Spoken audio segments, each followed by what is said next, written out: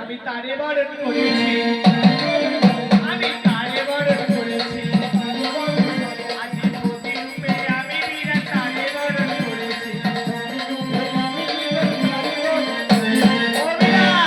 তারে পথের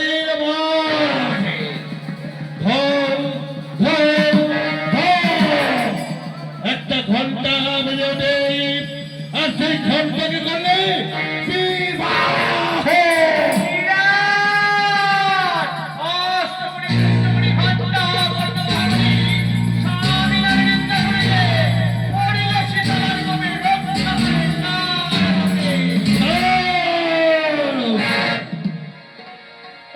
আমার কি দেখা যায়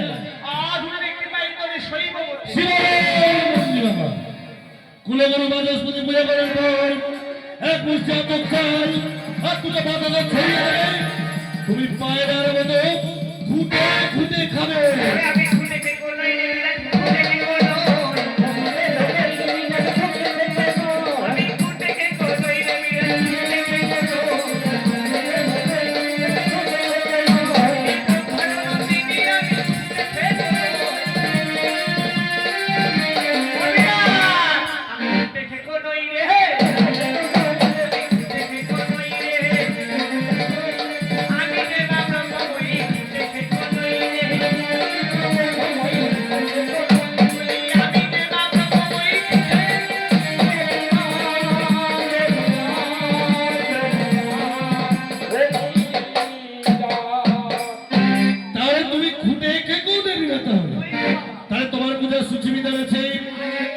বলো তো সীতারা, তোমার পূজা হয় কয় প্রকার? আমার পূজা হয় কয় প্রকার, তাই তো? হ্যাঁ, আমার পূজা হয় তিন প্রকার। তামসিক, মানসিক, রাজসিক। আচ্ছা সীতারা, মানসিক পূজা কাকে বলে? কোন মা যদি আমার কাছে মানত করি বাবা যে আমার সন্তান স্বামীকে ভালো রাখো, তোমায় দণ্ডি কেটে হাতে মাথায় ধরে যাবি, পঞ্চবাড়ি নামনে মেনে দেবরাকুল চরণে পূজা, তা হয় দেবী মানসিক পূজা।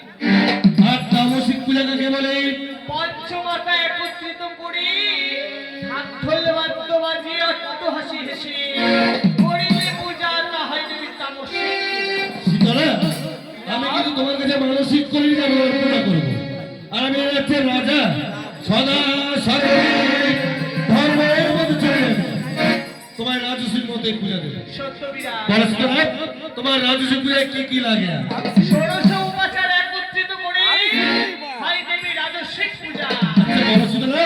সর্বপ্রথম কি খাবে তুমি?